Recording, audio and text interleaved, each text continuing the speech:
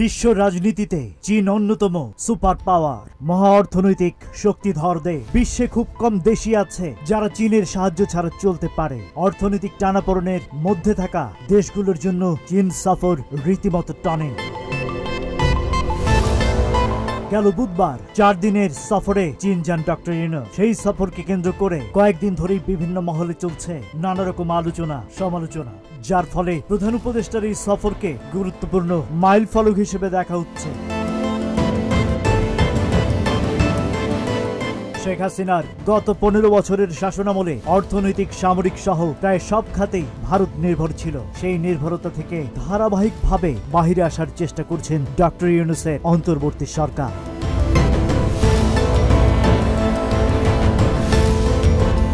প্রতিবেশী ভারতের সঙ্গে বাংলাদেশের কূটনৈতিক সম্পর্কে টানাপোড়েন চলছে। বাংলাদেশের সঙ্গে ভারতের কূটনৈতিক সম্পর্ক এখন তলানিতে রয়েছে। আবার যুক্তরাষ্ট্রের বিগত বাইডেন প্রশাসনের সঙ্গে অন্তর্বর্তী সরকারের সৌহার্দ্য দেখা গেলেও ট্রাম্প প্রশাসনের নীতি কিন্তু এখনো স্পষ্ট নয়।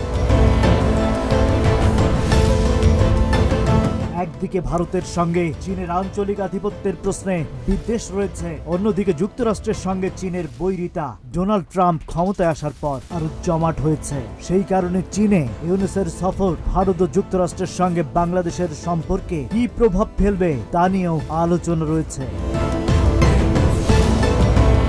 তবে সব আলোচনা ছাপিয়ে ডক্টর ইউনূসের চীন সফরের প্রাপ্তিটা কি সেটাই এখন মূল আলোচনা। বাংলাদেশ ও চীনের মধ্যে অর্থনৈতিক ও প্রযুক্তিগত সহযোগিতার বিষয়ে একটি চুক্তি এবং 8টি সমঝোতা স্মারক স্বাক্ষরিত হয়েছে। প্রধান উপদেষ্টার 4 দিনের চীন সফরের তৃতীয় দিনে দুই দেশের মধ্যে এই দ্বিপাক্ষিক চুক্তি ও স্মারকগুলো স্বাক্ষরিত হয়। সমঝোতা স্মারকগুলোর মধ্যে রয়েছে দুই দেশের কালজয়ী সাহিত্য ও শিল্পকর্মের অনুবাদ ও সৃজন, সাংস্কৃতিক ঐতিহ্য ও খবর আদান প্রদান, গণমাধ্যম, ক্রীড়া এবং স্বাস্থ্য খাতে বিনিময় সহযোগিতা। এর পাশাপাশি প্রধান উপদেষ্টার দ্বিপাক্ষিক চীন সফরে দুই দেশের মধ্যে 5টি বিষয়ে সহযোগিতার আনুষ্ঠানিক ঘোষণা হয়েছে।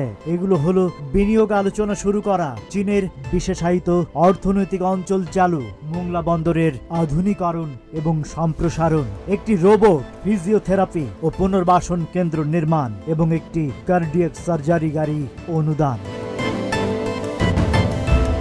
ডক্টর ইউনূস দেশে ফিরলে এই সফর থেকে বাংলাদেশের প্রত্যাশা ও প্রাপ্তির হিসাব আরো স্পষ্ট হয়ে উঠবে। তবে বৈশ্বিক প্রেক্ষাপট ও দক্ষিণ এশিয়ার ভূ রাজনীতির সমীকরণ বেশ জটিল, এটা মনে রাখতে হবে। Rajib Raihan, news flash 71।